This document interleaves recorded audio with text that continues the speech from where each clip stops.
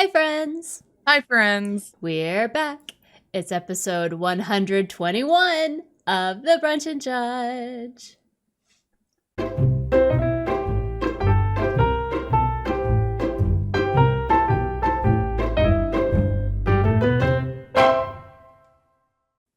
Yay. In honor of the fireworks that went off last night for my town's God. July 4th weekend festival that is almost an entire week early, but whatever. Right? Like, what? I was like, oh, okay, whatever. 'Tis the season. Boom, boom, Ugh. boom, boom, boom, boom. Ugh. Anyway, we are your hosts. I'm April. And I'm Claire. And this week we are talking history. Yay. Which encompasses a whole bunch of stuff. As I say, So, what I love about this is that while it is an incredibly broad topic, I get to pull random things out that you've never heard of. right. And you're welcome for that. Right. Also, there are some really great online therapy options out there if this is really too disturbing for you, or if this triggers you in any way. I'm just letting you know ahead. Go ahead and call up that therapist because it's a little bit of an odd one. Nice. So she's like, yay, therapy. I go first this week. And Claire, I bring you a magical story about dolphins. Oh, the assholes of the sea. Yes, a throwback to our original very first episode. Right. Dolphins are the assholes of the sea. But this particular story is about a woman who loved dolphins a little too much. Ooh. I don't like what that implies. And this was all on behalf of NASA, so please try and understand that. NASA? I know. What? I know. Oh, geez. Buckle up, children. Yes. Let's put all the weirdest things together in one sentence, and here we are. So I got all my information from All That's Interesting, Wikipedia, and The Guardian. Yay. Nice.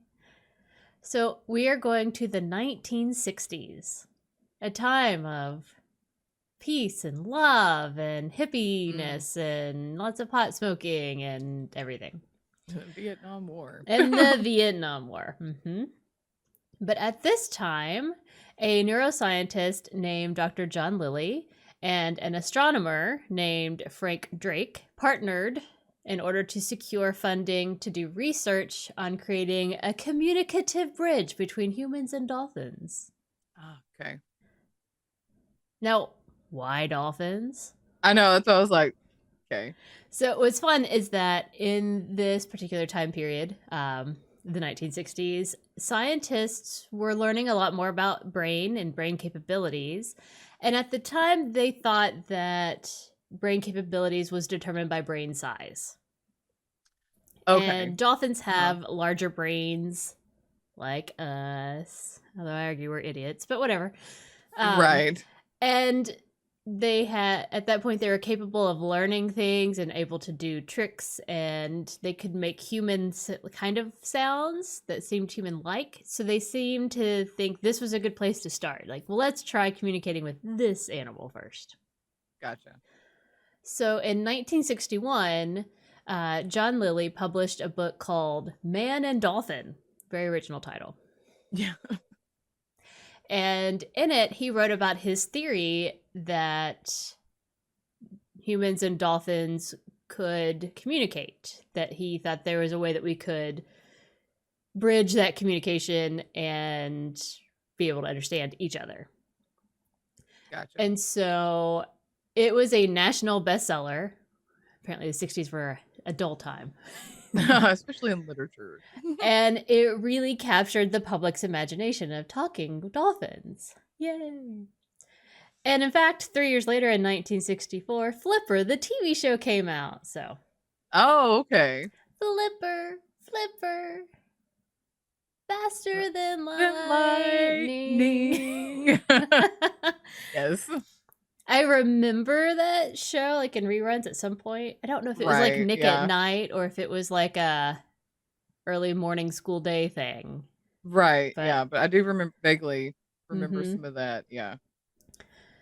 So Frank Drake, the astronomer, read that book, was super impressed, and he himself had been working on an experiment to detect signals from extraterrestrial civilizations using a Yes. radio telescope in Green Bank, West Virginia.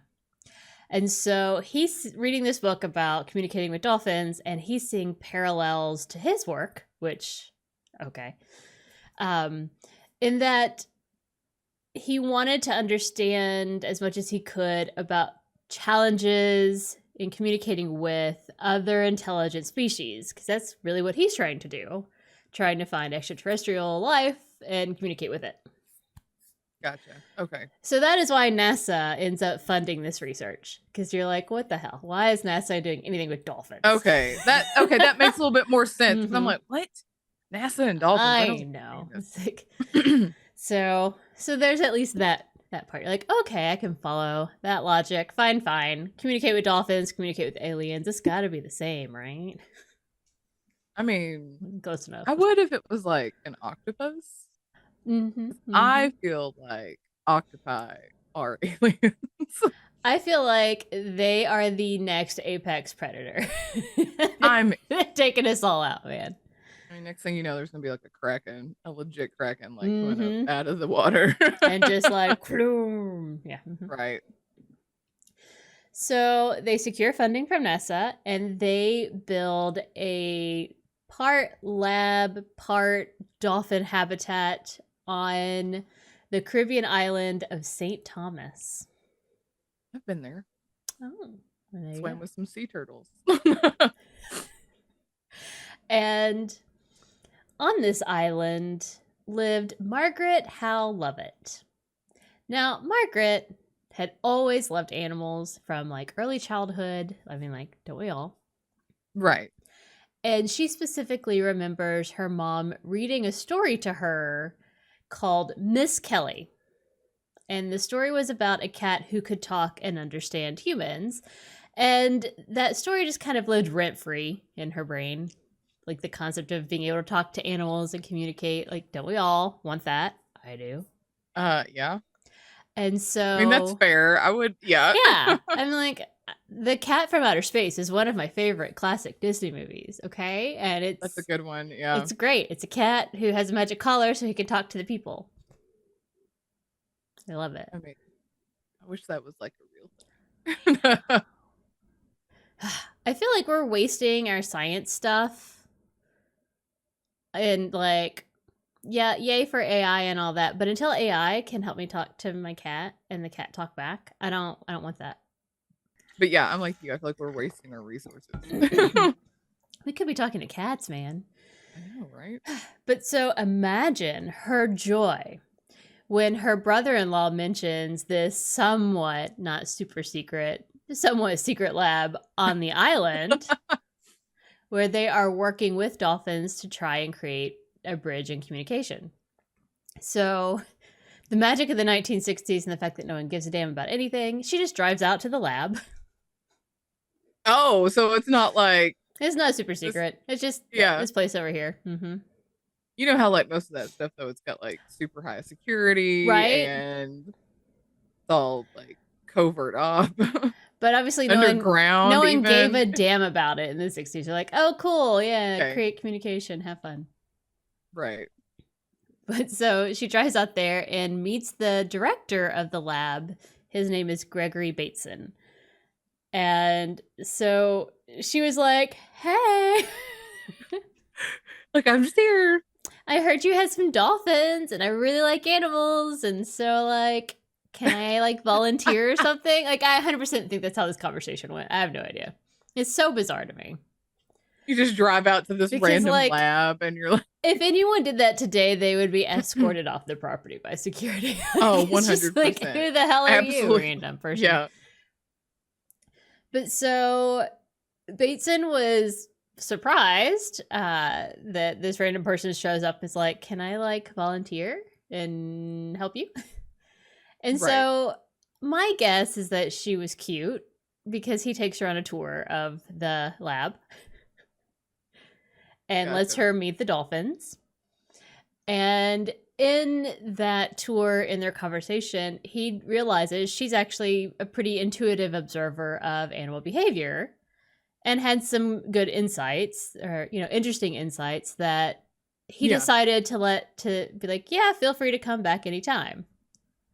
Which is weird, but whatever. Yeah, that's bizarre. I want to say it's because she was incredibly well spoken and had a lot of really helpful insights, but part of me assumes that she was cute, and that's, you know, it was Right. 60s. It was the 60s. It could be both things. It can be both. It doesn't have to be either or. Right. So the lab had 3 dolphins. Their names were Pamela, Sissy, and Peter. Sissy. I'm sorry. I'm gonna judge those names for a minute. I mean, it's fair. Pamela, Sissy, and Peter. Like, what? It's the 60s. It's the 60s. I know, but Pamela? Like, Pamela. Pamela the dolphin. I just, doesn't, no. No, I support you. Like, I mean, it's terrible. It's terrible. Like, we just judge those names for a minute. They weren't even trying that hard. No. Like, you got Pamela and then Sissy. Mm-hmm. Like, I just, no. Anyway, sorry. Tangent. No. It's a good tangent. I'm here for it. Sissy was the largest and was the most pushy of the 3. Okay. Pamela was shy and a little bit more timid when it came to interacting with, you know, people. And Peter was actually the youngest dolphin and was still pretty immature, playful, very like young male dolphin vibes. Gotcha. But what was interesting... So he still had teenage boy brain, is what you're saying. Yes. Okay. Massive dolphin dick energy is what you're looking for. Okay. All right. So all 3 of them actually were from Marine Studios and had been co-stars for Flipper. Okay. So, you know, full circle. Yeah. Flipper. Yes. I don't know all the... I just remember they said Flipper 3 times and faster than lightning, and no one you see is, I don't know, smarter than he. Smarter than he? I don't know. That's my parents. They would know. So Lovatt very quickly connected with the dolphins and threw herself into working with them. Again, she's volunteering. I don't think she gets paid for this at all. Okay. And so she would come every day and did like daily lessons, trying to encourage them to make the human-like sounds that they can make, but, you know, with intention. And so while she was doing that, Bateson, the lab manager, was focusing on animal-to-animal communication, like trying to understand how dolphins speak to each other.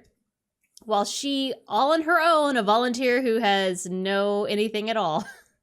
Yeah, it's not like she's got a degree in she's just science or any of this. She's just someone who loves dolphins and animals. She all by herself was trying to teach the dolphins to speak English. Okay.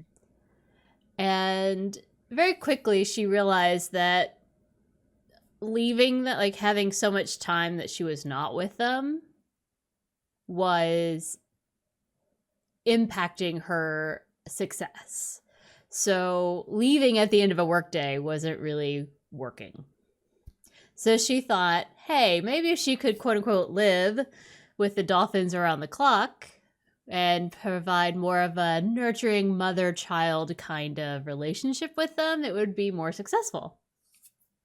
Okay. So somehow she manages to talk the others in the lab into completely waterproofing the upper floors of the lab so that the indoor rooms and the outdoor balcony of this building could have like 2 or 3 feet of water so that the dolphins could live in the building around her.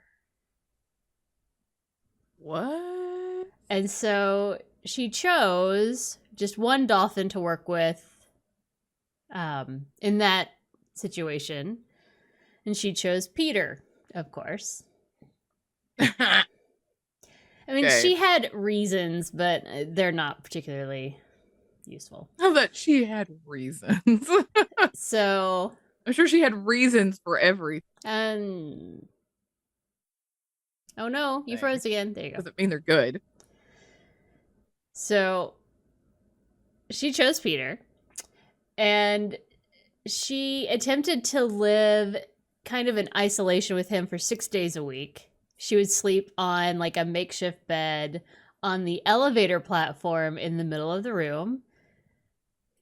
She would do her paperwork on a desk that was like suspended from the ceiling, hanging over the water. But then on the seventh day, she would return Peter into the sea pool to spend time with the other dolphins, because like she doesn't want to keep him from other dolphins, right? And like negatively impact him. Just more focused time with her.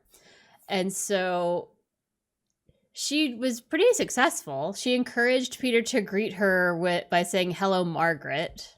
Like he was able to kind of say, "Hello, Margaret." The M was really hard to make the M sound. So he would go underwater to blow bubbles to kind of replicate the M sound because he couldn't make it, which fair. Yeah. And when they weren't working on like speech lessons, they would just kind of hang out, you know, good times. And this is so bizarre. Well, and now we're getting into the bizarre part. You thought this was bizarre? Here we go. Buckle up. Okay. Buckle in. So Peter became very interested in her anatomy when she was in the water with him, and was particularly interested in how her legs and knees worked. Like he was fascinated by like the bend of a knee, like how that, and would constantly like look at the back of her knees and whatever. But Peter was a young male dolphin, and well, he got horny a lot. Yeah. So at first, when he started getting, we'll go with frisky. Oh no, I don't like where this is going. At first, when that would happen, Lovatt would put him back in the sea tank with the 2 female dolphins so that he could kind of get it out of his system. And gotcha. Yeah. Know. I mean, that sounds like a normal response. Okay. Yeah, but that was very disruptive to their lessons. So, oh, well, we don't want to disrupt the lessons. We don't want to disrupt those lessons. So it just seemed easier to her to just believe his urges herself. No. Oh, God, this is so gross. These are her quotes. Wait. So are we talking about her just like giving a dolphin a hand job? Is that what we're talking about? That's what it sounds like to me. Like I'm going to read some of the things that she specifically said. But like oh my God. I feel like it's a read between the lines and you're like, oh, yeah. What the actual fuck? Right. Like, So she says, "I allowed that. I wasn't uncomfortable with it as long as it wasn't rough.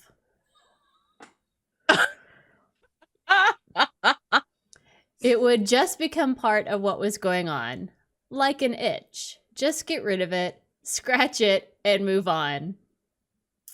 Wow. And that's how it seemed to work out. It wasn't private. People could observe it. So I'm like, oh my God. No. Like you've got an audience standing around watching you jack off a dolphin? Like I can't. This what? Is this real life? Please I can't. She goes on. Peter was right there and he knew I was right there. It wasn't sexual on my part. Sensuous, perhaps. It seemed to me that it made the bond closer. You bet it fucking made the bond closer. I started to say. Not because of the sexual activity, but because of the lack of having to keep breaking. And that's really all it was. I was there to get to know Peter. That was part of Peter. And I'm like, okay. Maybe it wasn't to you because you're a people and you're able to be like, this is just a thing I have to do in order to, right. But like, it absolutely was for Peter. Let's be real. Like, you're Right. Okay. So Yeah. so she was manually, this is how it was phrased. She was manually satisfying Peter's urges. I don't know what that entails. I don't know my dolphin genetic reproductive things or how any of that works. Mhm. Oh my gosh. So like I don't even know where to go with this. Right. Like, what? But like what the actual fuck? Yeah. Yeah. Mm-hmm, Absolutely. mm-hmm, mm-hmm, My mm-hmm. sentiments exactly. And it's like, oh, it wasn't sexual. Like people could watch. I'm like, but why are But people watching that? What people are watching that? I have so many questions and so many concerns. unless it's just like the other Well, scientists. but again, why are they watching that? Like, it's one thing if it's And why like are they happening. allowing that? Yeah. Like, I feel like that is crossing a line. I mean, it is the 1960s, so like obviously we weren't super caring about animals in the way we do now, but that seems really really bad to me. Yeah, absolutely.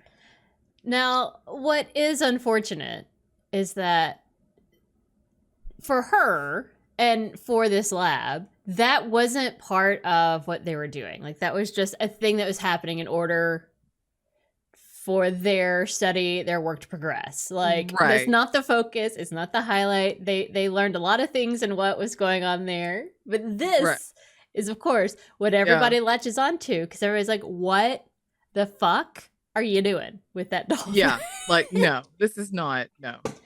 And so that completely overshadowed their project, and a story about it appeared in Hustler. Oh, wow. And the article was titled Interspecies Sex, Humans and Dolphins. Oh my gosh. And like she talked about how when that article came out, she had never heard of Hustler. She had no idea what it was. She's like, "Why are they doing a story? What's even Oh my happening?" god. Yeah. So like that kind of derailed everything because that became the talking point. Everybody was talking about it. Right. Um, but the project was also simultaneously getting derailed because Lily, while being fascinated by dolphins and communicating with dolphins and creating a bridge between humans and animals, also was researching the mind altering powers of LSD. Ah. Interestingly, after he was introduced to it, he was introduced to LSD by the wife of the producer from Flipper at a party. And I'm like, Now we are what? full circle. Like, what? It's like Flipper keeps coming back here, guys. Like he wrote a book that I think inspired Flipper to happen. And then as a result, that derailed everything because now he is obsessed with LSD and went from like super like white coat scientist to full blown hippie in like no time. And so Lily was licensed by the American government to allow him to do research on LSD and was convinced that the drug had qualities that could be used to treat mental health issues. And he's probably not wrong. We've learned a lot since then. But this is the common denominator in our stories. LSD? Yeah. How random. I love it. I love it. Mm-hmm. Mm-hmm. So it was just you said LSD, and I'm like, oh, there it is. There it is. We found it. There's the thing that ties our stories together. Not dolphins, not interspecies sex, Claire. It's no LSD. I don't have any interspecies sex in my story. So Lily decided that let's put my research together and find out what LSD does in dolphins. Oh, so we're gonna drug? No. Why are we drugging dolphins with LSD? Well, so he tried it out, wanting to know what kind of an effect it would have. And interestingly, the dolphins had no reaction at all to LSD. It doesn't do anything to them. They're like, okay, whatever. Well, that's good to know. I know. LSD, bad for people, fine for dolphins. Right. Has no effect. So, in the midst of all this, Lovatt is still focusing on Peter and working on vocalization and was getting so close to some real breakthroughs, and said the relationship of having to be together sort of turned into really enjoying being together and wanting to be together and missing him when he wasn't there. So obviously she's healthy. So this is not just like, oh, I've been on vacation and I miss my cat. No, this is... or I miss my dog. This is, I'm literally living with a dolphin like 6 days a week, and on the one day I'm not, I miss him. Okay. Yeah. I did have a very close encounter with, I can't even say dolphin, with Peter. And like, I mean, she really was connected to Peter. Like, they created a complicated relationship that gives me a little bit of an ick, but also I'm trying really hard to not, I mean, I'm focusing on that for the fun of the story, but like, right. It wasn't what she was trying to do. It's weird. But so she's working on this. Lily is over here falling down the LSD hole. Dolphins don't react to LSD, so he is losing interest in dolphins because he wants to just, I guess, do drugs all the time. I have no idea. Right. And so as he kind of lost interest, the experiment kind of ended. The lab ended up closing down. And so the dolphins, all three, were shipped to another lab. And so Lovatt had to say goodbye to Peter. And like she made the comment that like if Peter had been like literally almost any other animal that wasn't like an ocean animal, that she would have tried to keep him because that's how close the relationship was. But like it's not like a dog where you just can just like she could just go keep this thing at her house. Yeah. And so like she was heartbroken, and so was Peter. And to me, this is the truly sad, horrendous part. I was gonna say, never mind her. Like, how was the dolphin taking Peter? Because I feel like was incredibly attached, had created a unhealthy sexual relationship with her, I would argue. Yeah. And so Peter committed suicide. I did not know dolphins could do that, but they can. I did not know that either. So this made me feel bad. I mean, they're jagweeds of the sea, but like, be still my heart. That's not good either. Unlike us, dolphins are not automatic air breathers. Like, we breathe without thinking about it. They breathe with intention. And so it's a specific, I need to go take a breath, breathe. And sometimes if life becomes too unbearable to dolphins, or, you know, maybe they're sick or old or whatever, they may just take a breath and sink to the bottom and then just not take another breath. They just choose to die. To not. Oh my gosh. Oh, that's sad. I know. I'm like, poor fucking Peter. Like, I'm mad at everybody in this situation, including Lovatt, because she forced that relationship. Like, I mean, keeping him so contained and relying on her that, like, he died of a broken heart, bless it. Like, I mean, it's awful. Yeah, that's like, that is traumatizing. So Lovatt stayed on the island. That's where she lived. It's where she stayed. She randomly ended up marrying the photographer that came in and took pictures of like the lab and the research for various sundry things, documentation, journals, whatever. And later, she and her husband bought the dolphinarium lab weird place because like they weren't using it anymore. They bought it and turned it into a family home and had 3 children. So like she lives in the house where she had dolphin sex. Isn't that weird? That is, oh God. You talk about therapy. She needs therapy. Oh my God. Well, that's why I was like, let me preface this with, hey, there's lots of great therapy resources out there. Because this is a disturbing story. That's nuts. And that is the story of the woman who loved dolphins a bit too much. And also why LSD is bad. Don't do LSD. No.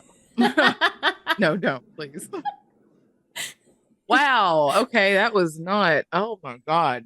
And that's your history lesson today. Thank you, Wow. NASA, for giving us dolphin sex.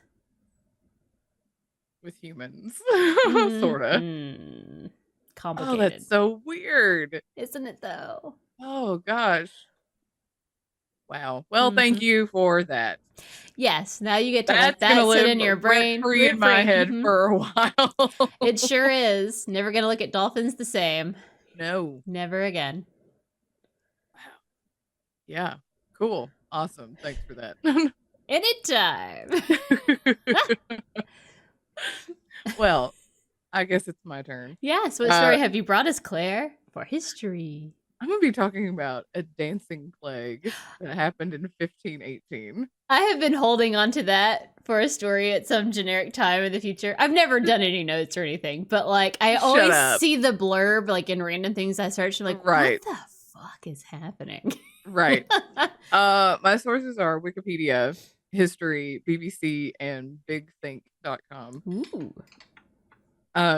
So 1518, so really, really long time ago. Mm-hmm. World's a shitty place, obviously. I mean, it's medieval times, guys. It's shitty in a different way. It's shitty in a different way. It's fine. Oh yeah. In Strasbourg, France, there was a woman named, I don't know how to say this. I didn't look up any pronunciations, so don't at me. Frau Troffea, Troffea. Anyway, sure. She just began dancing in the streets uncontrollably. You know, just all on her own. No music, no nothing. The music was in her head. Yeah, she could hear gyrating. it. She could hear it. Yeah. Not long after that, she just kept going, like the Energizer Bunny. She was just going and going.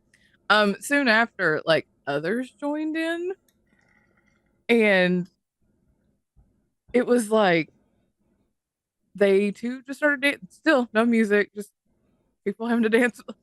Flash mob dance party in the middle of the street. Love it, love it. So like others joined in, and around 36 people were like dancing the streets in like the days that followed. By August, there are around 400 people that fell victim to this dancing in the street. Dancing plague. That's why they call it. Yeah. And so I guess the town just embraced it. And so they constructed a stage, and they brought in like professional dancers and musicians to provide some background music for these people to actually, you know, like, oh, if you're going to dance, we're going to give you some music. Yeah. So they give some background music to this like musicless dance-a-thon that's happening. I kind of dig being like, hey, people here have lost their minds. Let's just embrace this. Let's just lean into that. Let's go for it. Let's be like, you know what? This is the medieval times. This Middle Ages. Everything sucks. Everything's covered in cow shit. Let's build a stage and dance. There's nothing else going on. We have nothing better to do. Yeah. So these people just kept going, and they would dance until their feet bled. They collapsed from exhaustion, and some of them even died from like strokes and heart attacks. Damn. Like they, just didn't have any quitting sense, I guess. It became so bad that like local councils banned dancing and eventually banned music as well. But I'm like, you assholes, music is not what started this. No.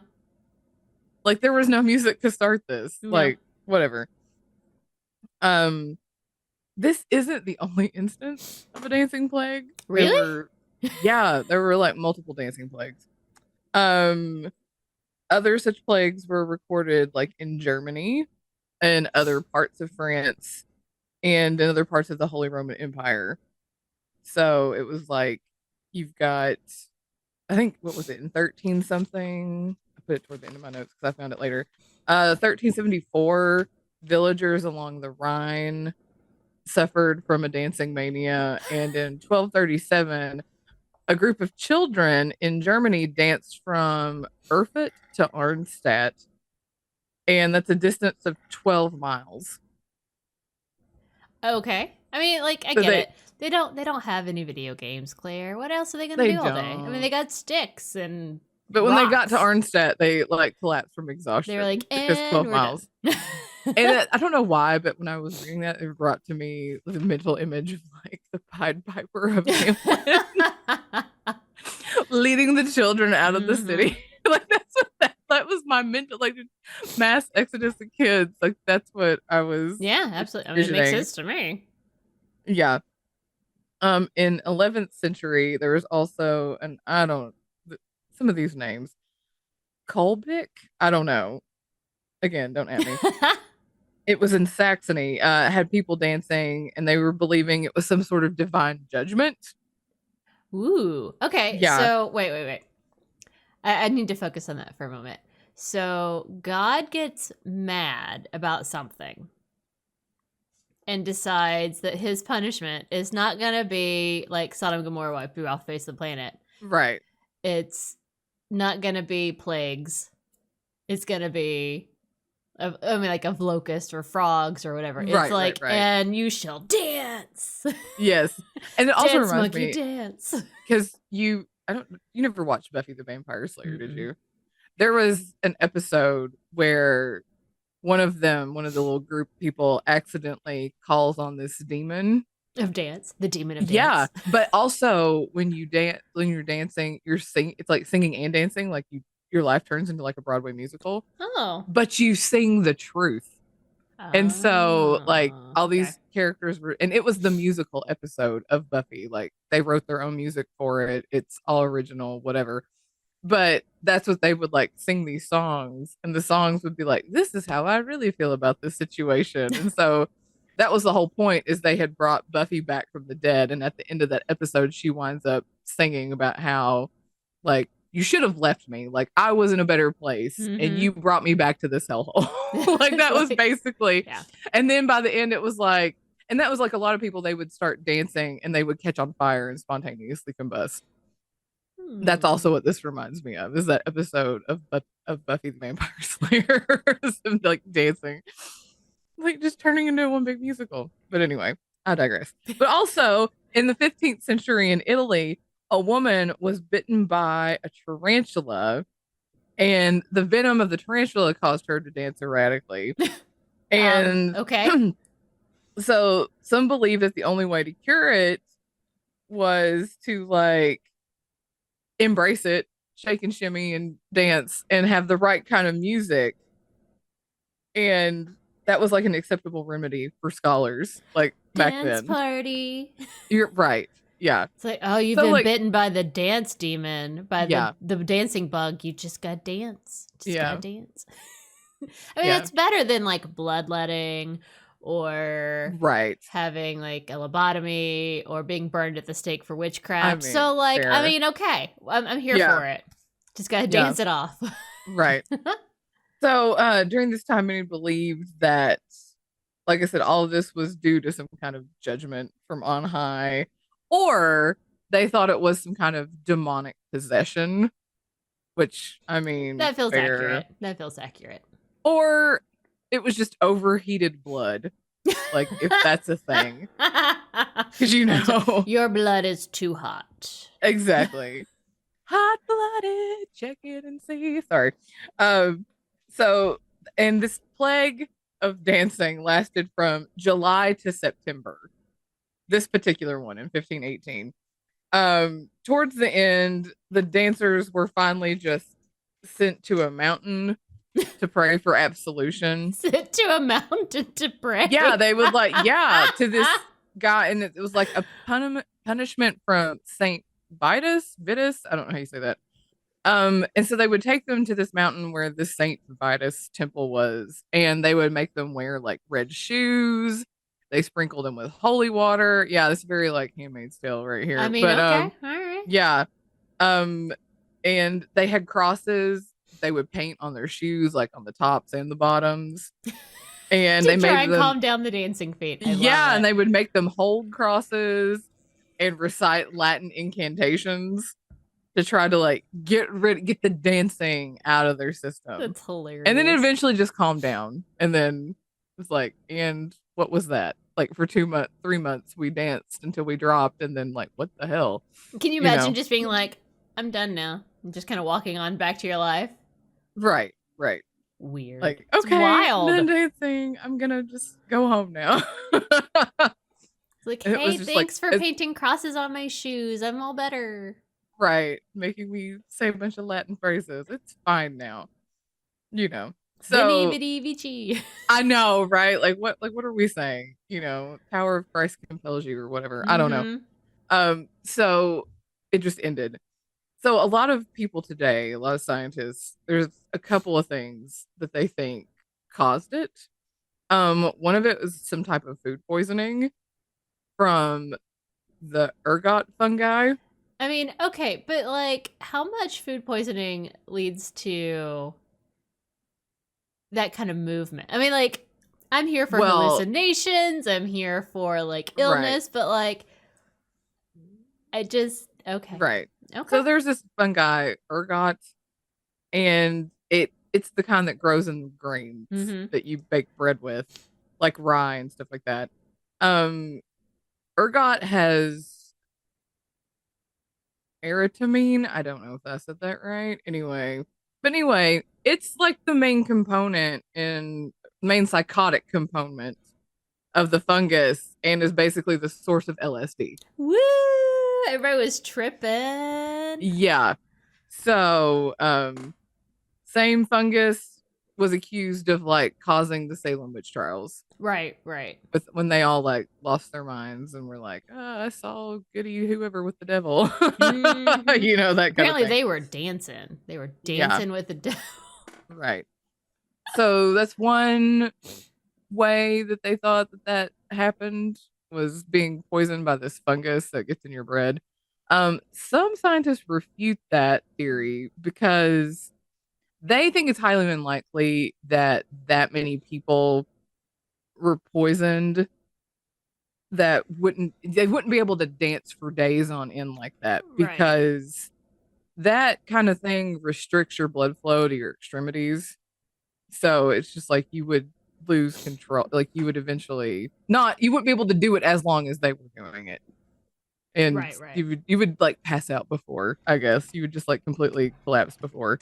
Also they don't think that so many people would have reached the exact same like conclusion of like how all this went down. Like the fungus would have different effects on different people based Right. on their body chemistry. So it's like, why was it only dancing? So that's Yeah. why they don't really think it might have been this. Some people do, some people don't.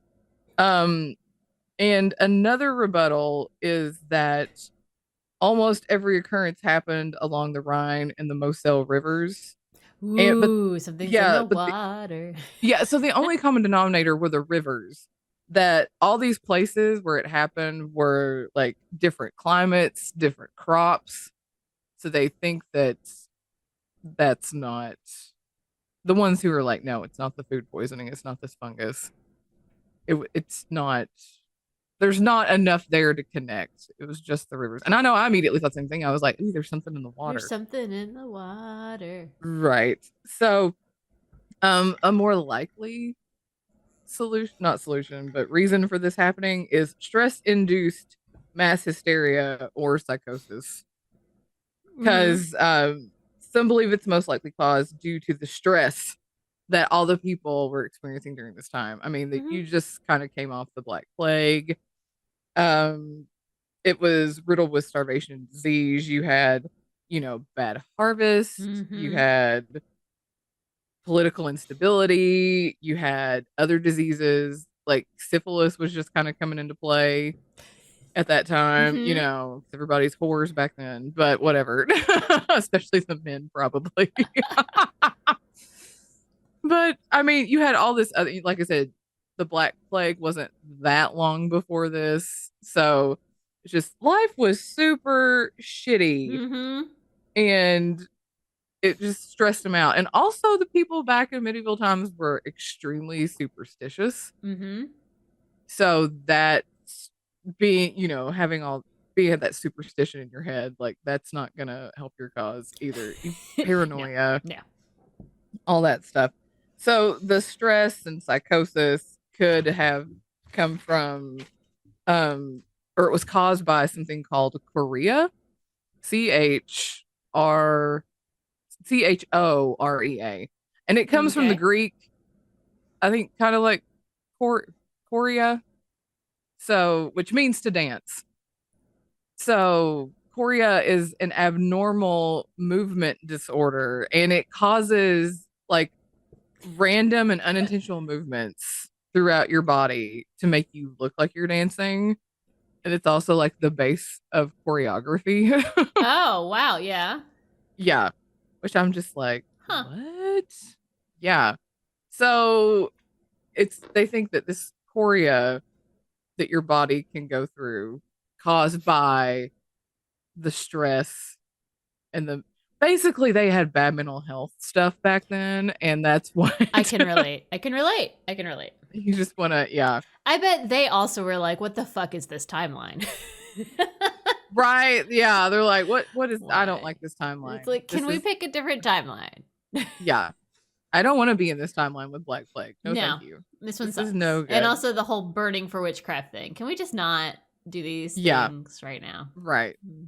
Because, like we said, medieval times were just Shittier than now. super shitty. Mm-hmm. And so that's what they think. Those are the two main things that they think caused this crazy dance party. Medieval dance Which party. I feel like that the second one is more likely because I mean you would have had that same kind of stressors Mm-hmm. in the earlier centuries too. Because Yeah. I just feel like back in the day it was just shitty all the way around. I wonder if this may be one of those things where it's like a little bit of column A and a little bit of column B and Yeah, like maybe. together, maybe not everybody was the exact same reason that they got started, or the person who started it was suffering from something and then everyone else was just like, I just gotta dance it out. Let's dance it out. Yeah, right. With no Everything music, we don't. sucks. Let's dance.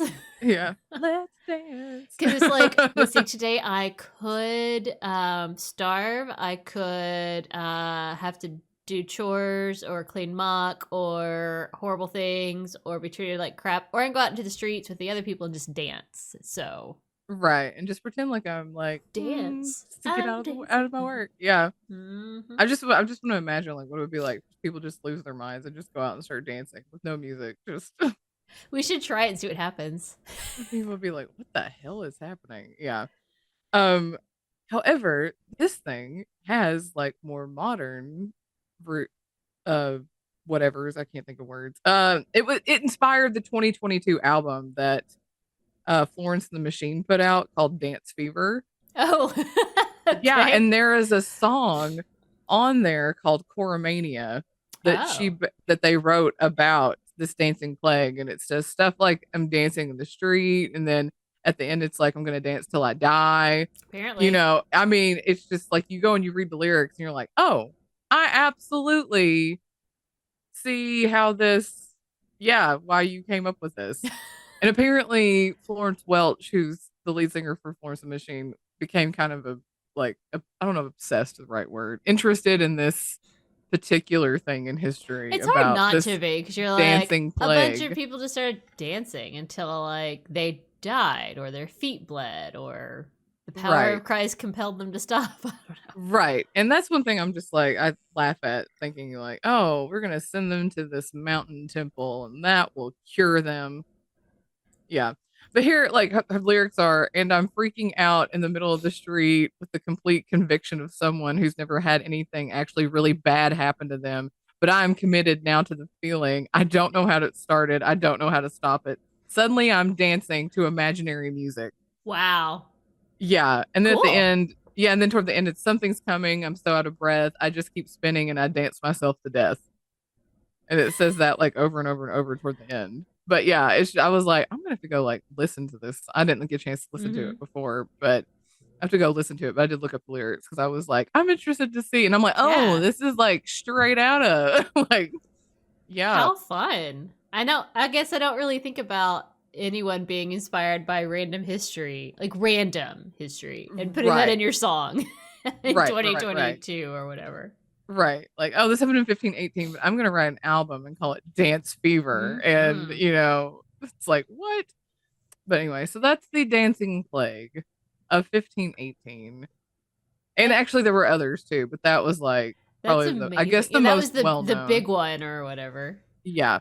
I love So it it. was just like, it's not the only one that happened, but it's probably the main It's one. the one where they built a stage and brought in musicians.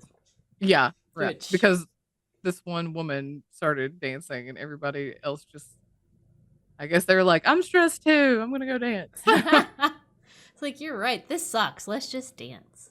Yeah. It reminds mean, me, I know you're not like a Grey's Anatomy fan, but like in the early seasons of it, there was like they would dance it out because things are stressful. They're right. interns, are learning how to be surgeons and whatever, No, I and get so they would that. just dance it out. And so I keep picturing that. To dance it out. Mm-hmm. Right. That's, yeah. Anyway, so that's the dance plague of 1518. That's amazing, Claire. Thank you. You're welcome. Wow. I know. Well, I mean, after these magical stories of interspecies sex and dancing plagues, That both have LSD as a component. when in doubt, LSD. Right. Apparently. Well, Claire, what are you judging this week? I'm judging my brother. Yay! Two things. I just told April this story before, but we were talking. I was on family vacation. Both of these happened last week while we were on vacation. That I was talking about April moving, and then my brother, he goes, "Oh, is she moving with that guy she lives with, Bernard?" And I'm like, Bernard? No, Bernard. it's Spencer. That's not even on the same plane. And it was like, I just laughed for like 10 minutes. And even my brother's wife was like, what is wrong with you? Like, and he's like, well, I didn't know. And I'm like, oh, so you just pulled the first name out of your ass that I you mean, like, I'm thought offended of? that Walt does not know who. I mean, like, he's practically the little brother I never wanted. So, like, I know his wife and his children and his life choices and everything about him. Why doesn't he know mine? I know, right? God, Walt. I know. But anyway, that one was like, that's small because I was like, Bernard. Bernard. That's the name we're going with. What's funny to me is like I've never known a person whose first name is Bernard. I had a Dr. Bernard, I think was my orthodontist. Like his last name was Bernard, but like okay. Yeah. I think he was more, I don't know. Someone in my childhood was Dr. Bernard. Right. And the second one, he's such an ass. We were in the car driving somewhere. And, we were going to the Speedway. We went to the International Speedway in Daytona for a tour. But Allie put on, and I was in the car with them, and mom and dad were in my car because it was just loaded down with beach stuff. They didn't take any of the chairs or the tent out. So all the seats were folded down. So I was like, I'm just going to hitch a ride with them in the van. Mm-hmm. So I'm in there with them and the children, all three children. And my oldest niece, we're like, Allie puts on country music because that seemed like the vibe for the Speedway. Fair. We're going to, because the first song she put on was that Sawyer Brown song, Winner Loses All, or whatever, the race is on and here comes pride in the backstretch, all that. Yeah. Talking about racing. Anyway, so it just plays on with more country music. Like every song that came on, I knew it. And my niece is like, how do you know all these songs? And I'm just like, it's my superpower. It is your superpower. So then what song was it? It was a George Strait. Oh, a George Strait song. The Oceanfront Property in Arizona song comes Would on. never and know, so, but yeah, I'll believe anyway, you. so I've got some oceanfront property in Arizona, something where you can see the sea. And then at the end of the chorus, it's like, if you buy that, I'll throw the Golden Gate in free. Anyway, so I'm just singing along, and Ava's like, what's this song about? And so I'm trying to explain Atticus was the first one. He goes, what does that mean, throw the Golden Gate in free? So I'm trying, and I'm like, well, and so then Ava goes, yeah, what's the song about? So I'm trying to explain to them, like, well, he's telling this woman, I just said wife. He's telling his wife Mm-hmm. she left him, and he's saying, "I don't love you. I don't want you back." Blah blah blah. And I said, but then the chorus is basically this whole thing is basically him saying, "I'm lying. Mm-hmm. Like I do still love you, you know," because he said, "If you'll buy that, you know, I've Right. got some oceanfront property in Arizona." So I'm like, it's in landlocked state. So I'm like Mm-hmm. explaining all of that and trying to like tell them what this song is about. I'm just like, this is really hard. Why am I the one doing this? And then Ava goes, "Oh my gosh, that's really sad." Oh. And I was just like, yeah. But then it was like every song that came on after that. They were like, "What's it about?" Yeah, she's like, "What's this song about? What's this song about?" And then lo and behold, "Save a Horse, Ride a Cowboy" Oh comes on. God. And immediately it comes on and Walt goes, "Yeah, Claire, what's this song about?" And I'm like, "You ass. Like, You stop. should No, be no." like, "I'm absolutely gonna tell them what it's about now." I Good luck, know, but parents. it was so funny because I go and she goes, "Yeah, what's this song?" And I was just like staring at Walt in the rear view mirror, like, "You ass." And so I said, "I don't know. Ask your dad." Ah. I'm like, "Have your dad tell you." So then Allie is like, she was like, "Well, it's innuendo." I mean, because they're pretty open with their kids Mm-hmm. about. I mean, they've never been one of those like, "Oh, let's call your private parts something else other than Right. what their name." Like, we're not going to call it a vajayjay or whatever, you know, or a wiener. It's like penis, vagina, that kind of stuff. Ava's 10. So, I mean, they have had, she kind of knows about sex, obviously. Yeah. But, you know, and so Allie was like, "Well, they're using an innuendo to talk about sex." And so Ava's like, "Innuendo?" Mm-hmm. You know, and it was just like, oh my God, why? Why? The pre-teenage years Mm-hmm. are like, I'm like, ugh. So I'm like, you know, it's like I said, they're talking about it without saying it. Mm-hmm. So it's like, you know, I'm trying to explain all this stuff. And I'm like, why am I the one doing this? You all are the parents, not me. You all should explain this shit. And then Walt, that what, you know, that one song, he goes, "Yeah, Claire, what's this song about?" I'm like, "You asshole." I don't want to explain the sexual songs to your children. That's your job. But meanwhile, Walt sat up front and sang like every fucking word to the song. And I'm just like sitting back there fumbling, trying to explain to my niece what innuendo means. That's when you'd be like, "What your daddy is singing is." Right. I know. I'm just like, oh my Wow. God. Oh, Walty Poo. Oh, Walty Poo. It was just like, "Yeah, Claire, what's this song about?" It's like, fuck you. It's like, Mm-hmm. oh my gosh. But I'm like, oh, this is such an awkward conversation. Mm-hmm.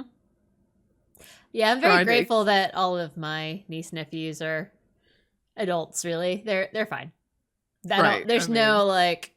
You can just say things. because what, the youngest one is 16 now? Mm-hmm. Yeah. Yeah. It's like I still have a long way to go. outside of like 50 Shades of Grey level sex stuff, I'm feeling pretty confident explaining most things to them at this point. So. Right, right.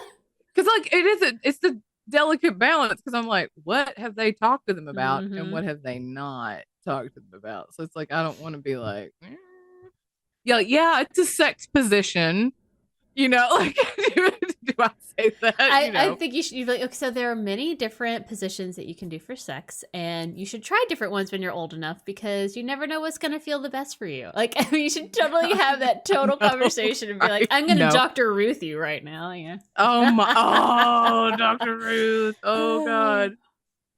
Oh, I'll not forget that. Oh, geez. That was terrible. Anyway, yeah, judging that. Anyway, family vacation was great, That's but good.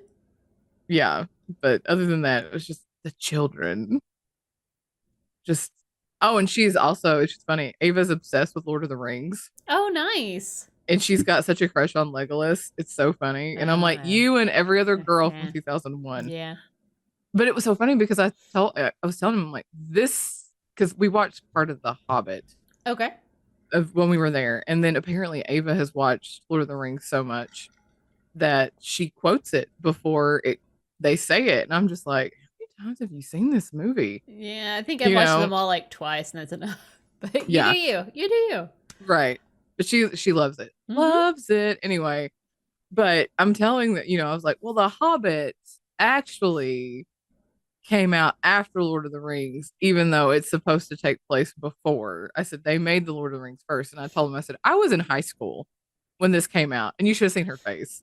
Yeah. It was like I just destroyed her whole world. Yep. That It's not Legolas new. was Sorry. that old. He is so much. It's like me and my Dick Van Dyke story. I'm like, wait, he's Right. what? He's Yeah, actually yeah, 80 yeah. years old. What? Right, So, right. I think that was just like it blew her mind that I'm like, no, this movie was first and it came out when I was like 17. And they're like, oh my God. And that was another thing. Mm-hmm. Kids are just so brutal. Kids are brutal. Because it was like, how old are you? And Attica goes, yeah, aren't you like 50? And I'm like, No. shut your whore mouth. Yeah, my nephew. I said, no, I'm 40. Thank you, though. Mm-hmm. I was like, Gigi and Granddad are in their 60s. Mm-hmm. So I was just like, oh, judging the children too. The children. Oh, jeez. So much. Sounds like a fun time on the Allen family vacation. It was. We saw a sea turtle in the ocean, so that was fun. That is cool. Although here's what happened. So there was a lot of seaweed in the water, but it's like that kind of like plasticky feeling, almost kind. It's not like the like stringy long, but it's like the kids were throwing it at each other. Yeah. And so you're like, at one point, everybody else was out of the water. I'm in the water with all three children. How that happened, I don't even know. And they're throwing it. I'm like, stop throwing seaweed at your siblings, And so there was, I mean, like I said, there was quite a bit in the water and it would bump into you and you'd be like, oh God, what was that? Yeah. Yeah. So we're sitting there and they're talking and chatting and, we're dodging waves or whatever. And all of a sudden out of nowhere, Atticus goes, oh my gosh, what is that? And he's pointing and I'm thinking it's probably just more seaweed. So I turn around because he was behind me and there is this giant spot in the water that's like this big and it's dark. And I was like, that's not seaweed. Oh my God. And then Atticus goes, I think it might be a turtle. And about the time he said that, I saw his little like flipper move. And so I was like, oh, thank God. Because I was really like, what is that? Yeah. That is not seaweed. That is an animal of some kind. Yikes. But it was just how he did it. I was like, Jesus Christ, is there a shark? Like what is happening? Because there were a lot of shark attacks before we went down to Florida. So I was kind of, everybody had to bring that up. It was just like, oh geez. Yeah. But anyway, that's what I'm judging. My family time, judging. Very good. That's a good judge, Claire. Yeah. Real quick, I want to judge too. I've watched a John Oliver episode about Project 2025 and I can't. I can't. I just, oh God. And I saw a thing because I had heard of it and I briefly looked it up, but he was like going into more detail about shit. And I'm just like, I cannot. And then I saw an Instagram reel that I have lots of friends who are like, I don't want to vote because it doesn't fucking matter for this election. Like, your vote really doesn't matter because the electoral college will pick anyway, blah, blah, blah, blah, blah. However, I did see this one Instagram reel of a person talking about how you are voting for so much more than just the president because the president gets to pick. Yeah. Like you're voting for a group of people who surround the president. And that also matters because this next election, you could potentially you're voting for 2 to 3 Supreme Court justices. You're voting for the head of the Department of Justice. You're voting for the head of these other cabinets that do make decisions, based on who is in office. And I'm like, that is also terrifying. Not just like Trump himself, but like the everything else. Yeah. And so that's why people should vote. Because do I like Biden that great? Absolutely no, not. I don't.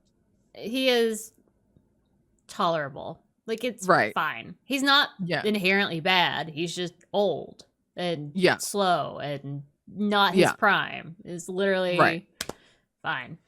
But it's like you're voting for so much more than just president. And I think that's one thing people don't think about when they're voting. Like you just think, and it's like, no, you're voting for the people he picks to head these cabinets and these and other a entities. And reminder that the majority of people that he picked for his cabinet refused to vote for him this time. So right. that tells you a hell of a lot too. It's like, who's he gonna, he can't even keep people that give a damn and try. Like, right. And I mean, if you've not like go look up Project 2025. It's It's terrifying because it's talking about dismantling Department of Education, dismantling the Department of Justice, which I'm like, how can you even like dismantle that? You know, it calls for well, I mean, they kind of already federal, are doing yeah. that. And I'm like, here you're gonna say like last time, when you fucking dismantled Roe v. Wade, and you're like, oh, it should have gone to the states, but then Project 2025 is talking about a federal ban on abortion. I'm like, what happened to making it states' rights? Yeah. Huh? What happened to that? And there are so many other terrible things in there. And I'm like, it really is like Handmaid's Tale in a whatever. It's terrifying. If you are not a white male with some privilege, right, then that's literally the only group that this helps. And I don't even mean all white males. I mean ones that have some amount of monetary privilege. Because right now, homelessness is being criminalized. So yes. If you are a white male who is getting any kind of government assistance because of disability or because you have kids and you're like anything where you're getting any kind of tax break or whatever, like that is all in jeopardy. And then where are you going to go when you're evicted from the place because you can't prove 3.5 times income, or rent? So these are realities. It's literally a tiny group of people that benefit and have all the power. Right. I'm praying for lots of cookie days. So many cookie days. I need them. Right. Anyway, so yeah, go look up Project 2025. Go educate yourself on that because that alone is enough for me to not vote for Trump if I was like on the fence and which I'm not. No. but I'm just saying like go look that up and like weigh your options because I'm like, who wants to like go in with me and let's move to another country because I need to get the hell out of here because this is about to become the fact that I'm already seeing things like you need to be ready in case this stuff starts happening. I'm like, that's horrifying because we tell ourselves, oh, well, but I mean, Congress has, Democrats or whatever. I'm like, I don't think you understand the extent that some of these people are willing to go to take control. Right. So, and that's one of the things they talk about with that Project 2025. One of the things John Oliver, how he put it was like, you think you've got the balance of powers between the three things of government. Well, that's one of the things they're trying to get rid of it. Mm-hmm. So he said it would be like a game of rock, paper, scissors where rock always won. Like nobody could like make anything against the executive branch. And you're just like, that is a dictatorship. Yeah. And I'm terrified. Yeah. And this may be extreme. But I'm terrified that if he gets in, he's not going to leave. Me too. Like 100%. It's going to wind up being It's going to become a dictatorship monarchy and it's going to be him and then it's going to be one of his kids or whatever. And I'm like, no, I don't. Yeah. Like how the fuck did this happen? Yeah. How did we get here? Yeah. How did we let this idiot do this? So. Right. Ugh, I'm terrified. Anyway, so yeah, those are my judges. Sorry, that was long and on a tangent, but I was just like, I need to talk about that because it's like you were voting for more than just president. Yeah. You were voting for the heads of lots of departments who make lots of decisions that do affect us. And ultimately, that was my judge for today. Is we have just come off of a week of the Supreme Court issuing more bullshit garbage. As well as the first presidential debate, which was I didn't watch because like no, I had to watch, but I did not. I just was like I cannot handle listening to Trump speak words like that. Is so. What all did the Supreme Court do yesterday? I saw some of it. Some of the big ones is that they essentially said it's okay to criminalize homelessness. Like you're allowed to be ticketed, you're allowed to be arrested. Yes. And like these are people who don't have money and we're going to fine them because they have nowhere to go.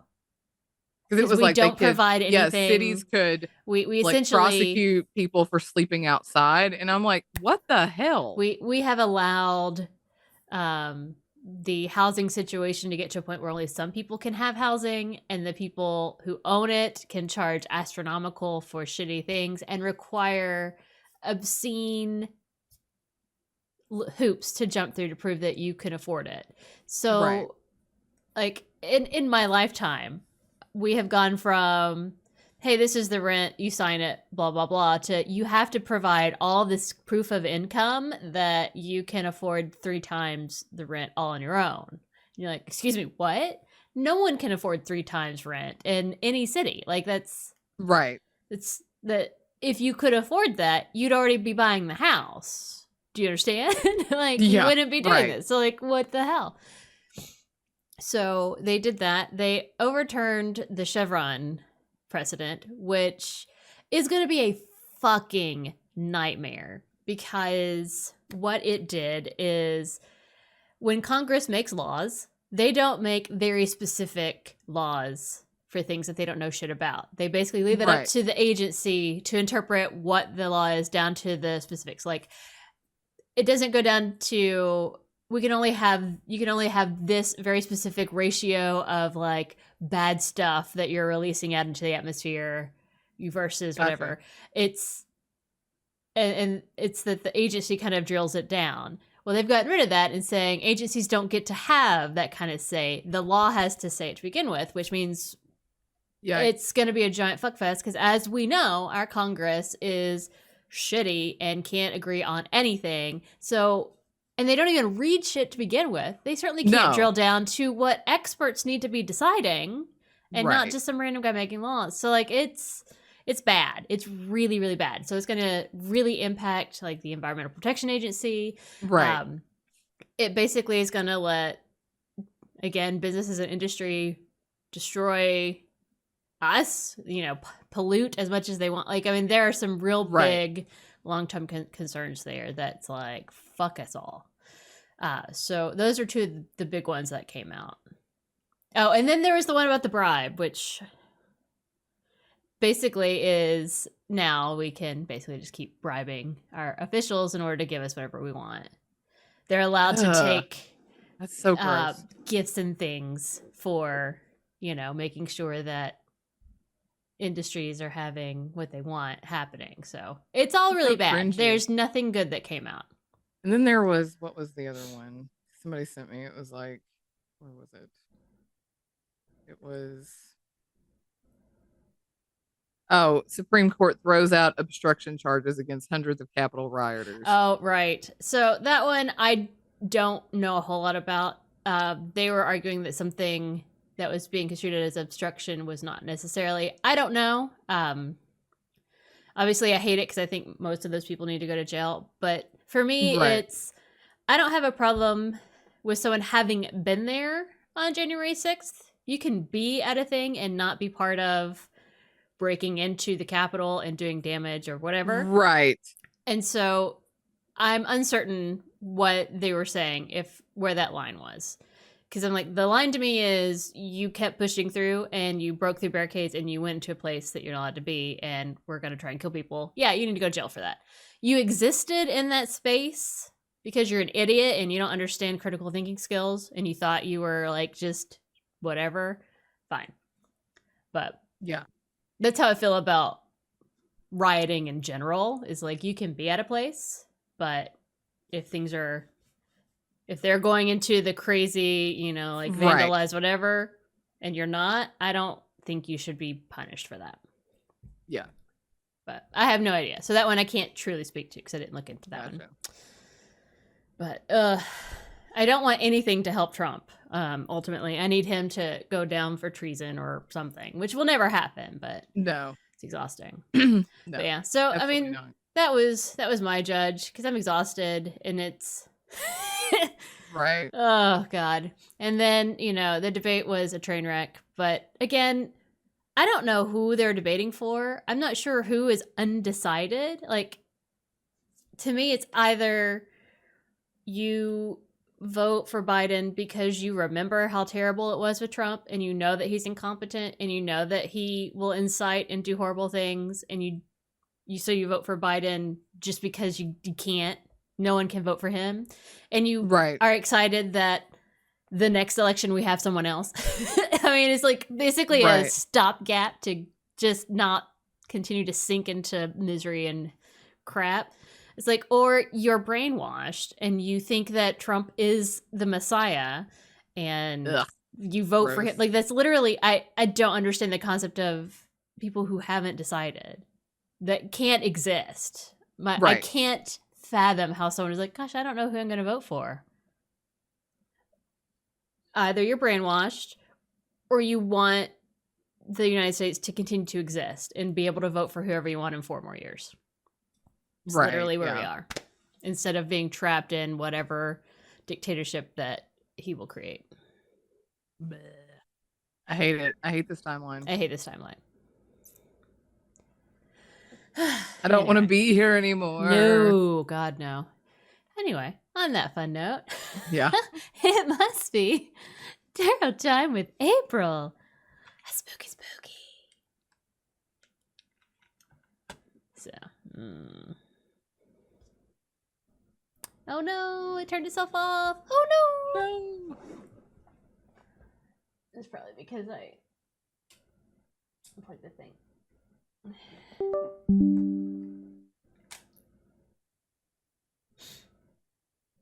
Woo! I did not get. Nope. Do a little wiggle, little waggle. Little... There we go. That looks better. All right, Claire. Yes. What are we going to ask our cards this week? Oh, God, I don't know. How is the rest of this election season going to go? Oh, God. Dear universe, please help us. Right. Give us an idea of what this election season is going to be like.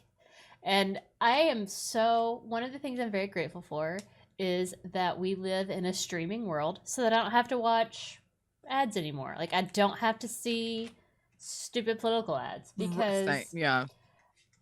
Which 20 years ago, April, would be shitting a brick at this April that is going to sit here and say, you do not need to do any research. You do not need to really look and judge and actually know platforms or whatever. You authentically just need to vote for whoever is not the Republican. That is just the world we're currently in. It's not right. Same. It's not great. I hate Same. it because 20 years ago, April was like, you vote on the person who fucking gives a damn and who wants to put in the effort and wants to do things. But like, we live in this weird dystopian world where I'm going to again say to you, whoever is not the Republican, just not the Republican. I don't care. The Democrat, the Green, the Labor, the what not the Republican. Right. Or don't do that. Don't do the Kennedy guy. Guys, like, no, he's just Trump in a different format. Like, don't do that guy either. Right. Yes. Don't do that. Okay. That's mine. I'm almost hoping that he'll pull more votes away from Trump than... I know. That's my hope, too. But... I don't know. I worry that people will be like, well, I don't want to vote for Trump, but now I don't have to vote for Biden. So I don't want to pull votes from Biden. Because I'm like... Right. I'm with you guys. I think he's old. I think he's too old. But Trump is also the same fucking age. He's 3.5 years younger. It's irrelevant, okay? Right, yeah. They argued about a golf game, apparently, in the fucking debate. Like, they're both... Right. No. But Biden at least knows how to pick reasonable people who give a damn about their job and the country to, like, make decisions and run things. So, like, yeah. His the fact ability that to Trump pick people... can't even find a fucking running mate at this point. Ugh, gross. I know he says he's got one, but I'm like, does he? All right, so strength. We definitely need that shit to get through. Yeah. We have the 10 of Wands, so that looks bad because he's carrying a shit ton of things on his back, so awesome. And then we're going to end with the Knight of Wands. So, okay. Lord help us all. Right. Let's see. Strength, strength, strength. This card is about strength through gentleness. Mm. I mean, okay.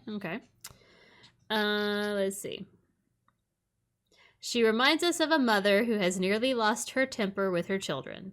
She stops, takes a breath, smiles, and continues. Strength comes within. So we're gonna need strength to get through. It's like Need inner strength. We're just gonna have to like breathe.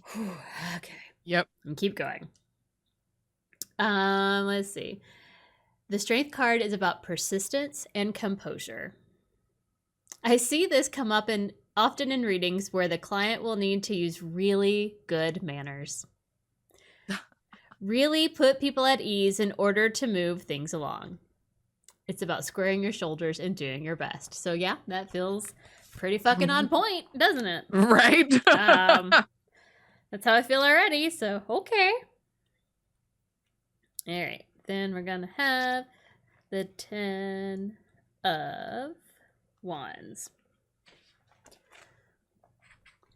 The 10 of Wands shows a person carrying a huge bundle of sticks. This bundle can be stress, obligation, fear, hate, resentment. I'm like, yep. Mm-hmm. Yeah. Fair. Yep. Not only is the person carrying too much, they're carrying it improperly. There's no healthy version of this journey. I mean, you're not wrong. I feel like this is like also including like your mental health on this. Like, it's like y'all just therapy. So therapy. This says the man in the card has everything taken care of. He's handling it, no problem. Except that he can't see the road before him, and he looks so tired and sore. He's carrying so much, he's got to be in that numb, fuzzy state of mind where you nearly forget what you're carrying or where you're going. You just keep plodding along.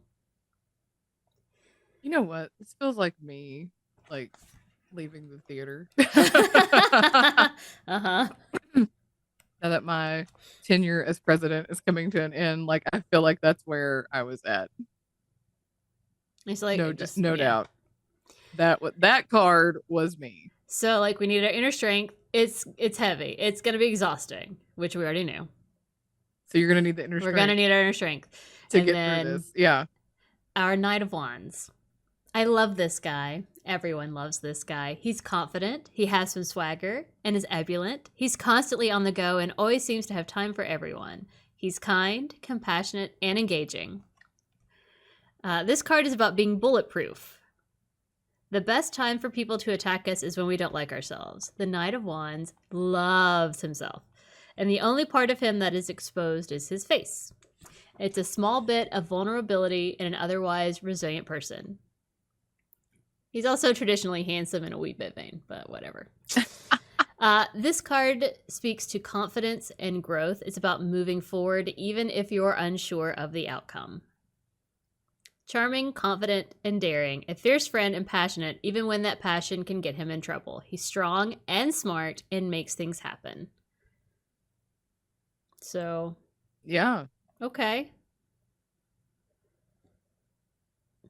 So we're going to need inner strength. Inner strength, because it's going to be a long-ass time, and it's going to be exhausting, and it's going to be a burden. But we need to move forward. We got to keep going. We got to be resilient and keep plugging along and reminding people you need to vote. It's really important that you vote, because even though we don't like our situation and we're all fucking frustrated, and like literally everybody agrees we don't like our choices. No. But this is where we are. And in order to have choices we do like in the future, there's only one choice we can make right now. Right. And that is our reality. And there you have it from the universe. Thank you, universe. Yay. I feel like all those were pretty on topic. So I know. I'm like, it's because I recharged my crystal. Spencer makes fun of me. I recharged my crystal that I put on top. Nice. With the strawberry full moon on the equinox. So like superpower. Yay. All right. Well, guys, this is where I tell you we're going to take a short break in our regular schedule of bringing you fun things, because I'm moving and I'm tired and it's a lot. So And she's going on vacation. So she's going to be, it's like, I'm packing everything up. In fact, everything that you see behind me is getting packed up today by Pretty Stuff. So we're going to take a month off. Don't worry, we'll come back. But we're going to decide right now what our next story will be in August when I am in the same state as Claire. Woo! Woo! Same She's coming back to Kentucky. Same state. All right. Are you ready? It's gonna be scariest shit ever, in which we talk about the apocalypse that we're all living in right now. Right. That's fair. All right, then. Well, there you have it. Scariest shit ever. Well, until next time, which is a month away, feel free to listen to all of our cool old episodes. We have 120 of them, so. That's right. Maybe I'll just remind you some of our favorites. But until then, you can find us in all the things and at all the places at Brunch and Judge. Please follow, like, comment, subscribe. And you can send us some topics for our wheel or any stories you'd like for us to cover, or just reach out because you're panicking at the dystopia we all live in. We'll help support you. You can send us those messages at brunchandjudge@gmail.com. So until next time, keep on brunching. And keep on judging. And don't do LSD or have sex with dolphins or dance in the streets till you die. Right.